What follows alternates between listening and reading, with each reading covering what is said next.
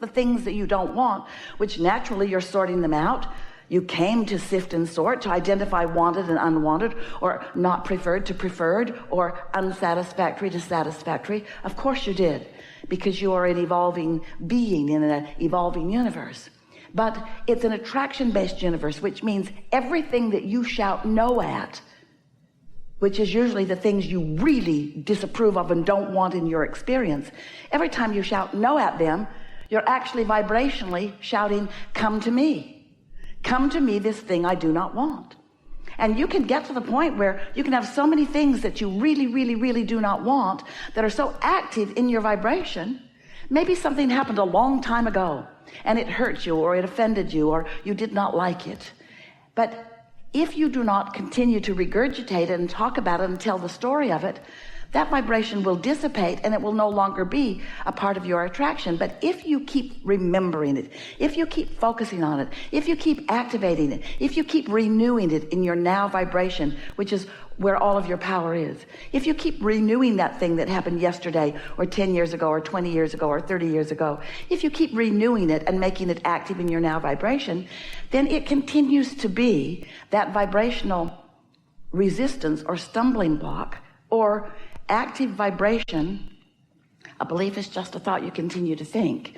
An active belief that prevents you from the clear vibration of attracting what you really want. So what happens with most humans is you move through life and you know what you don't want and you know what you do want. So you are emanating these clear rockets of desires or preferences that the non-physical part of you, who stayed non-physical while you came into your body, the non-physical part of you focuses upon what you have mined from the life experience, focuses upon the new decisions and preferences and intentions that you have found, and then gives undivided attention to that. No lackful thought coming from your inner being. So when you, once you've launched this rocket, once you've identified with clarity what you prefer, and sometimes it takes a little bit of life experience to do that, once you have identified that you want something, then as you think about what you want and you talk about what you want, then you move in the direction of what you want and you feel so good because your vibration has smoothed out. You have become a cooperative component to your own creation. And you are in sync with the broader part of you, which is where all satisfaction comes from.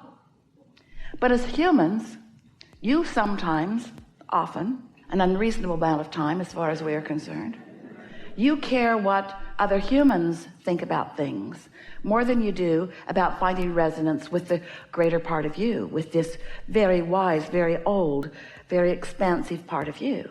And so often, instead of moving in the direction of who you really are, you move in the opposite direction of who you are and what you want, by continuing to point out why you want that, by beating the drum of what's wrong in the being without it.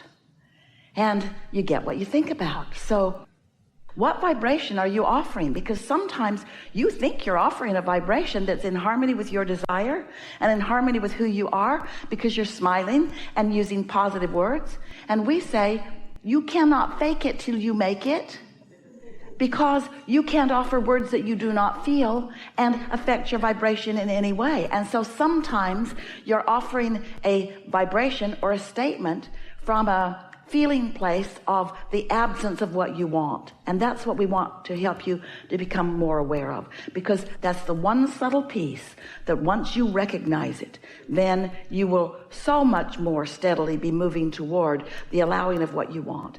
And you'll be in this receiving mode where you'll receive impulses and ideas and words to say and places to be, and your timing will be so magnificent as you rendezvous with all other cooperative components that will assist you in the delicious life that you've intended to live, as you can then witness the magnificent unfolding of things in this never-ending creation that is you. You are the only one who can contour your vibration or contour your point of attraction. And so when you realize that even though some circumstance or event or other individual is a object of your attention, and as you are observing them or giving your attention to them, you are feeling uncomfortable, still it is your control of the way you look or the aspects that you look for that makes the difference in whether you separate's too strong of a word, but move away from your own inner being or move towards your own inner being. And when you move towards your inner being, you feel better. And when you move away from your inner being, you feel worse. In other words, this is the way your guidance system works. And so over time, Esther has come to understand, and you are coming to understand too, perhaps, that you didn't come here to change the world so that you can feel better.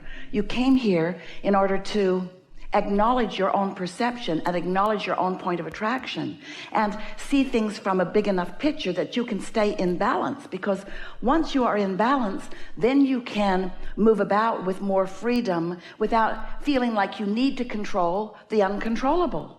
Aren't you ready to give that up? If you have mastered control over your children, you've done them a great disservice. And we promise you, you haven't. They just got sneakier. You're not controlling them. They're just not doing the things they want to do when you're around. You teach deception by insisting that they be the way that you want them to be rather than the way that they are choosing to be. We know we can feel a little panic in the room that, oh, that means we should just let everybody do whatever they want to do. Pretty much, you don't have much other choice. But you can control your own point of attraction. And here's the most important thing. You have complete control over your own power of influence. Because when you take the time, and it does take some conscious attention, to come into alignment consistently, steadily with who you really are, the leverage of non-physical energy that moves to you and through you makes you a very influential, very uplifting person. And when you think about it, those that you are wanting to control most are usually those whom you love the most. And so it's only when you are in love, it's only when you are in that vibration of wholeness that your influence is such that you can then be like a satellite dish maybe that is beamed down closer to where they are, offering, emanating, oozing a vibration that is so in sync with the God force that you are, the love that you are, that they can then maybe come under your influence a little bit. But when you are blaming them and judging them and demanding things from them and condemning them, when you are pushing against them in a universe that is only attraction based, all that happens is that you lose your connection to who you are, and then you're just banging around untethered out here as they are, and then it becomes the biggest and the meanest against the biggest and the meanest. In other words, then it becomes a physical battle that's only a really insecure person who is really mean. Because someone who's really tuned into source energy doesn't feel that defensiveness, doesn't feel that need to gather together others and push hard against others. This is a universe based upon attraction. There's no exclusion in this universe. It's all attraction. So we just want to remind you that you are so much more than you know, and that non-physical part of you is always aware of you. And that the thoughts that non-physical part of you holds about you and about the subjects of your life, meaning the other people and the circumstances and events, what your inner being knows about you, as you come to know it too, you'll not only feel wonderful, because it feels good to feel good, but you will then be the witnesser of the universe and its universal power and focus working things out for you. It's so delicious to be this leading edge creator that you are in your physical body and working with the laws and the power of the universe. And it is so hard to be working against it. And without even knowing it, you've picked up physical habits along your trail that cause you to work against yourself. Nobody else has any power against you. So it doesn't matter what anybody else is doing. They can't negatively affect you. But what you think about them can negatively affect you. It's what you think about what's going on with them, because it has to be an active vibration within you to affect you. So an active vibration within you could be about a lot of things, couldn't it? And so that's what we want to help you recognize and clarify and clean up just a little bit if you want to. How do you know if what you are offering vibrationally is beneficial to you? Is it serving you in a positive way in terms of your own point of attraction?